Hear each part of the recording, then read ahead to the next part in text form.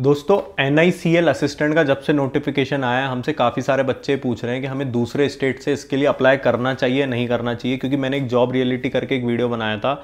उसके अंदर मैंने इनकी salary, transfer, promotion, veg revision वगैरह के बारे में सारी चीज़ें बताई थी। लेकिन दूसरे स्टेट से फॉर्म फिलअप करना चाहिए नहीं करना चाहिए उस वीडियो के अंदर मैंने नहीं बताया था, और मैंने यही बोला था क्योंकि उसी दिन नोटिफिकेशन आया था कि हम आगे और ढंग से नोटिफिकेशन पढ़ के ये चीज़ आपको समझा देंगे कि करना चाहिए नहीं करना चाहिए। और काफ़ी ये कन्फ्यूज़न भी रहता है कि अगर हमने दूसरे स्टेट से अप्लाई कर दिया और मान लो अगर वहाँ ज्वाइनिंग आ गई तो क्या NICL हमको ट्रांसफ़र अपने होम स्टेट में देता है या नहीं देता है। तो इन 2-3 चीज़ों के बारे में हम इस वीडियो के अंदर बात करेंगे। देखो, मेरा सजेशन आपको सीधा सीधा ये है कि अगर आपको दूसरे स्टेट से आप अप्लाई करते हो तो आपकी अगर लोकल लैंग्वेज वही है, जैसे मान लो कोई हरियाणा का है और राजस्थान से अप्लाई करता है तो वहाँ की लोकल लैंग्वेज हिंदी है और आपका जो LPT होगा वो हिंदी के अंदर ही होगा, तब तो आप अप्लाई करो, कोई दिक्कत नहीं है उसके अंदर, क्योंकि लोकल लैंग्वेज आपकी सेम है। लेकिन अगर आप मतलब दूसरी जगह से अप्लाई करते हो, महाराष्ट्र से अप्लाई करते हो वैकेंसीज को देख के, जो भी रीज़न हो, तो फिर आपको वहाँ की लोकल लैंग्वेज जो है वो आनी चाहिए, आपको मराठी आनी चाहिए, क्योंकि इनका जो LPT होगा वो LPT यही सुनने में आ रहा है कि इस तरीके का LPT नहीं होगा इनका कि जैसे नॉर्मल बैंकिंग के अंदर होता है क्लरिकल में। RBI असिस्टेंट के अंदर भी ये काफ़ी बार बच्चे बहुत दुखी होते हैं, उनको पहले ये चीज़ पता नहीं रहती, उनको ये लगता है कि LPT तो हम ऐसे ही निकाल लेंगे। इसलिए मैं अभी आपको समझा रहा हूँ, पता पड़ा कि आपने पूरा एग्जाम क्लियर कर दिया और लैंग्वेज प्रोफिशिएंसी टेस्ट के दिन आप रिजेक्ट हो गए तो उसके अंदर आपको बहुत दुख होगा।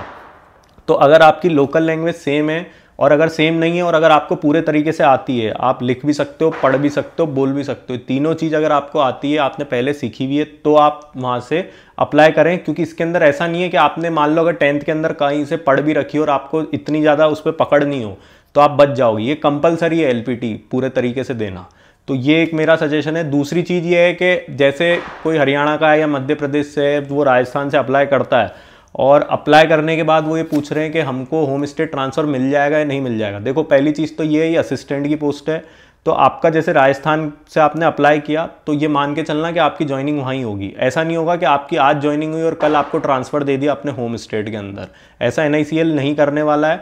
आपको जो है एटलीस्ट 3 से 5 साल वहाँ गुजारने पड़ेंगे, उसके बाद भी मतलब वो कंफर्म नहीं कि आपको दे ही देंगे ट्रांसफर। हालांकि ऐसा होता नहीं है, 3-5 साल गुजारने के बाद कोई भी ऑर्गेनाइजेशन आपको ट्रांसफर होम स्टेट दे देता है। असिस्टेंट की पोस्ट पे बैंक क्लर्क तक को भी दे देते हैं। लेकिन जो रूल है वो यही कहता है कि क्लरिकल को होम स्टेट मतलब जिस स्टेट से वो अप्लाई करता है आपको वहीं रहना पड़ता है। तो ये चीज़ अपने मन में बना के चलें। लेकिन फिर भी मैं आपको लाइटर साइड के लिए बता रहा हूँ, क्योंकि इंश्योरेंस सेक्टर की जो कंपनियाँ होती है वो इतनी ज़्यादा एम्प्लॉय के अगेंस्ट में नहीं रहती है, उनकी पॉलिसीज बहुत फेवरेबल रहती है। तो ये मान के चले कि 3 से 5 साल बाद आपका ट्रांसफर होम स्टेट हो सकता है। तो आप एक रिस्क ले सकते हो अगर आपको नियर बाय स्टेट से अप्लाई करना है तो। दूसरी चीज़ इसके अंदर ये है कि अगर आप प्रमोशन लेते हो, फास्ट ट्रैक प्रमोशन होते हैं इंश्योरेंस सेक्टर में, तो अगर 3 साल बाद अगर आप AO बनते हो तो AO बनने के बाद आपका चांस है जरूर खुल जाएगा कि आप अपने होम स्टेट में ट्रांसफर जो है रिक्वेस्ट लगा के ले सकते हो। इसके अलावा 1-2 क्वेश्चन और थे कि वेज रिवीजन का, तो मैंने उस वीडियो के अंदर भी बताया था कि इनका वेज रिवीजन होने वाला है और इनकी सैलरी जो है वो बहुत अच्छी बढ़ेगी। LIC असिस्टेंट के ऑलमोस्ट बराबर बढ़ेगी इनकी सैलरी जो रहेगी। तो वेज रिवीजन इनका मार्च तक मोस्ट प्रोबेबली यही सुनने में आ रहा है कि हो जाएगा। दूसरी चीज़ ये बच्चे पूछ रहे हैं प्राइवेटाइजेशन का, तो प्राइवेटाइजेशन ये मैं आपको बता दूं कि इनका प्राइवेटाइजेशन नहीं होने वाला है। क्योंकि पहली चीज़ तो ये है कि काफ़ी लोग ये बोलते हैं लॉस मेकिंग है, तो लॉस मेकिंग चीज़ें बिकना ही पहली चीज़ तो बहुत मुश्किल है। हम बैंकिंग के अंदर इतने टाइम से सुन रहे हैं कि ये छोटा बैंक है, ये बड़ा बैंक है, ये जल्दी बिक जाएगा, ये बिक जाएगा, लेकिन ये पिछले 10 साल से चीज़ें सुनने में आ रही, लेकिन अभी तक कोई बिका नहीं है बैंक। यही हाल इंश्योरेंस सेक्टर का है। हाँ, ये जरूर है कि जो नॉन लाइफ इंश्योरेंस कंपनीज हैं उनका मर्जर जरूर हो सकता है, लेकिन मर्जर जो होता है वो एम्प्लॉयज़ के लिए फेवरेबल होता है, क्योंकि उनके अंदर एरिया बढ़ जाता है तो पोस्टिंग वगैरह उनको ईजिली मिल जाती है अपने मन लायक। तो ये मेरे को 3-4 चीज़ें आपको समझाने के लिए वीडियो बनाना था। अगर इसके अलावा आपको और कोई डाउट है तो नीचे कमेंट बॉक्स में टाइप करें और हमारी चैनल को लाइक शेयर सब्सक्राइब करें। आप लोग का बहुत बहुत धन्यवाद।